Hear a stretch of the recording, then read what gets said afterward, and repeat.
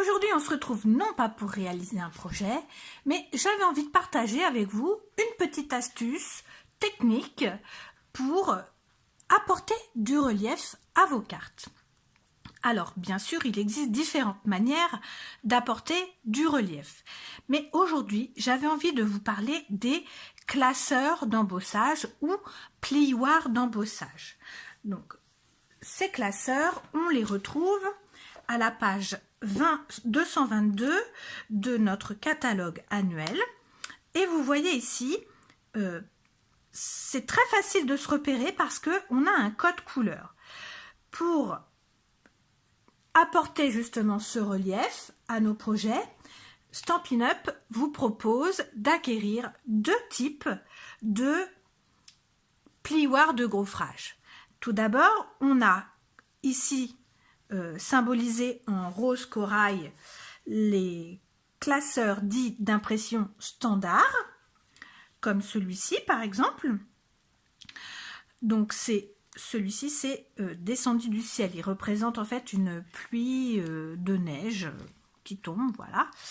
Donc c'est un classeur, on va venir y déposer à l'intérieur notre papier, le refermer, le passer dans la Big Shot et normalement quand on va le ressortir, il aura pris les différents reliefs qu'on voit en transparence.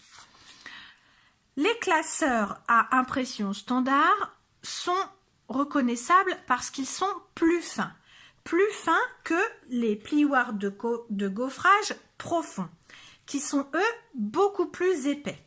Comparativement, visuellement, ça saute aux yeux.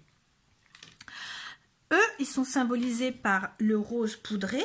Et pourquoi on les appelle à impression profonde ou à impression texturée? Parce qu'en fait, à l'intérieur, le relief va être sur différents niveaux. Et donc, quand vous allez embosser à froid votre papier, eh bien, il aura beaucoup plus de relief. En fait, l'embossage sera beaucoup plus réaliste. Donc, je vous ai expliqué la technique de base. Donc, déposez tout d'abord votre papier dans votre classeur d'embossage, le refermez, mais en fonction qu'il s'agira d'un plioir standard ou d'un plioir à impression profonde, on va utiliser une ou deux plaques transparentes pour gaufrer dans la Big Shot. Avec les plioirs épais, comme ils sont plus épais, comme c'est indiqué ici, on n'utilisera qu'une plaque transparente et on mettra donc le plioir directement en contact avec la plateforme de base. Alors que pour les plioirs à impression standard, eh bien ce sera comme n'importe quelle découpe avec des dies, on fera donc un sandwich avec les deux plaques transparentes et le plioir positionné entre les deux. Mais aujourd'hui, j'avais envie de vous apporter une petite astuce supplémentaire pour donner encore plus de profondeur donc à vos papiers embossés à froid. Alors j'ai utilisé pour ce faire le plioir planche de pin qui donne un relief en fait effet bois, et j'ai pris un papier couleur brune dune. Quand vous ouvrez votre plioir, vous vous rendez compte en le touchant que un côté, donc ce côté-là en l'occurrence, est plutôt formé de creux, alors que l'autre côté est plutôt formé de bosses. Voilà, donc en fait quand les deux s'enchevêtrent l'une dans l'autre, c'est ce qui va former le relief sur votre papier. Alors on va apporter un petit peu plus de technique. J'ai pris mon encreur brune dune coordonnée à mon papier et je vais venir ancrer mon plioir. Donc en fonction du côté que vous choisirez, que vous préférez, peut-être si vous préférez voir apparaître le côté bombé au-dessus, donc au recto de votre carte, eh bien vous embosserez ou le côté gauche ou le côté droit, vous ancrerez le côté gauche ou le côté droit de votre plioir. Ici, je vais embosser le côté où on sent plutôt des creux pour faire ressortir l'aspect bois de ma carte. Donc, je prends mon encreur et je viens ancrer mon plioir. Alors, pas d'inquiétude, ça ne va pas du tout abîmer votre classeur d'embossage puisque nos encres sont des encres à base d'eau. Donc, quand on utilise cette technique, il faudra simplement venir passer votre plioir sous de l'eau, pas chaude évidemment, mais tiède à froide, et puis vous verrez, l'encre va partir très facilement. Après, en fonction de l'effet que vous souhaitez pour votre carte, vous allez plus ou moins ancrer votre plioir. À partir de ce moment-là, on va positionner notre papier et là, il va falloir faire attention à, une fois qu'on l'a posé, ne plus le faire glisser parce que sinon, on va perdre l'effet recherché. Donc, on vient poser notre papier. Une fois que le papier est posé, on le maintient pour qu'il ne bouge plus.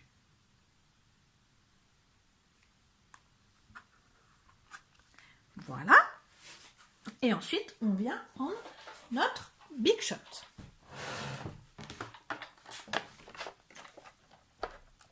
Donc là, j'ai ma plateforme de base. Puisqu'il s'agit d'un gaufrage profond, je ne vais utiliser qu'une plaque transparente. Donc, je viens positionner mon plioir avec le papier à l'intérieur, mettre une plaque transparente et passer le tout dans ma Big Shot. Une ou deux fois. Voilà.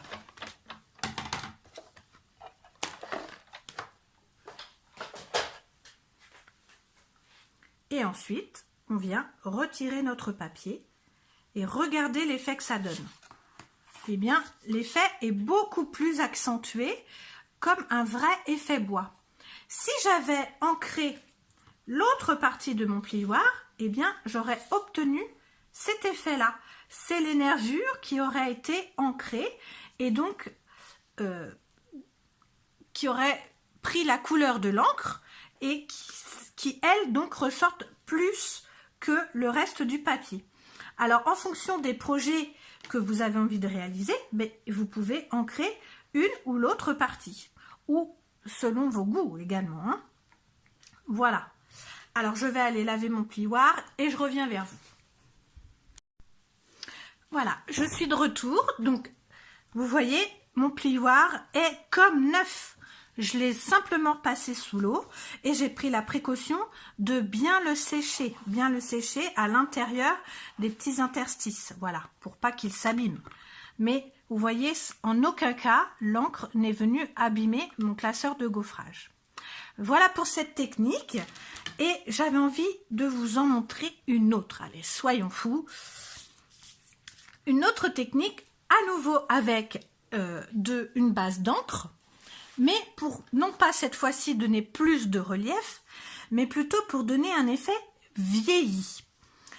Alors pour cela, je vais utiliser nos papiers à effet métallisé qu'on trouve au catalogue à la page 192. Donc il existe plusieurs couleurs, la couleur champagne, la couleur cuivre, la couleur or et la couleur argent. Personnellement, je suis amoureuse de la couleur champagne, qui est ni un or, ni un argent. Et cette couleur se marie avec beaucoup de couleurs, si ce n'est toutes les couleurs.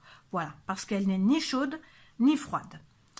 Donc, j'ai découpé un morceau de papier à effet métallisé couleur champagne.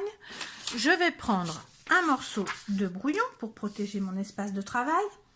Et cette fois-ci, je ne vais pas utiliser une encre à base d'eau, une encre Stampin' Up, mais je vais utiliser l'encre StaZone. L'encre StaZone a la particularité d'être une encre qui adhère sur toutes les surfaces, j'allais dire non poreuses, mais je pense que c'est bien ça le mot.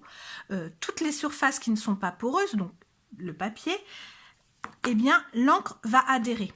je vous ai déjà montré que c'est cette encre-là qui adhérait sur le papier fenêtré, le papier transparent. Et bien ici, vous avez comme un film glacé au-dessus du papier. Donc, c'est cette encre-là que vous devez utiliser pour qu'elle adhère. Parce que si vous utilisez une encre à base d'eau, eh bien l'encre ne tiendra pas sur ce papier. Alors ici, la technique, c'est de venir prendre son encre, sans en mettre partout. Voilà, parce que je suis une spécialiste.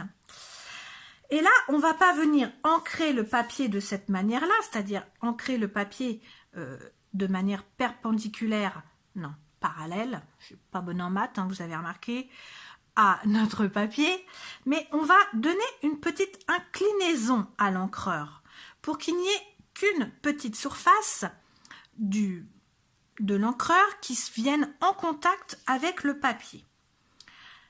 Attention, hein, cette encre tache beaucoup. Hein. Et là, je vais venir faire comme des lignes sur mon papier.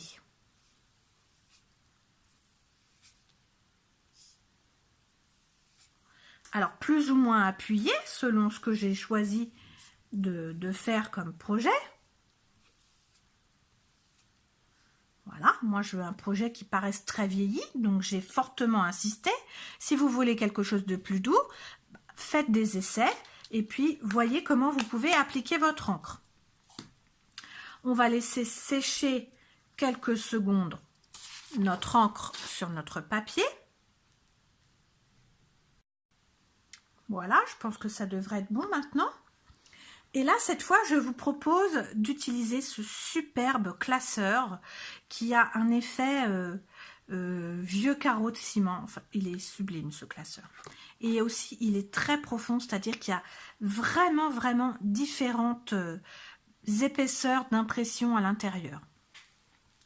Alors, comme d'habitude, selon que vous préférez l'aspect, j'allais dire bombé au-dessus du papier, eh bien vous mettrez votre papier d'un sens ou d'un autre. Donc je viens positionner mon papier effet métallisé que je viens d'ancrer comme je le souhaite dans mon classeur. Là en l'occurrence j'aimerais bien qu'il soit centré. Et à nouveau on va passer dans la Big Shot. Comme tout à l'heure, puisque c'est un classeur à effet texture profonde, on va n'utiliser qu'une plaque transparente pour passer dans la Big Shot. Voilà. Moi, j'aime bien passer 2 fois. Il faut savoir une chose, c'est qu'à partir du moment où, quand vous vous mettez dans votre Big Shot et que ça force de trop, c'est qu'il y a un problème.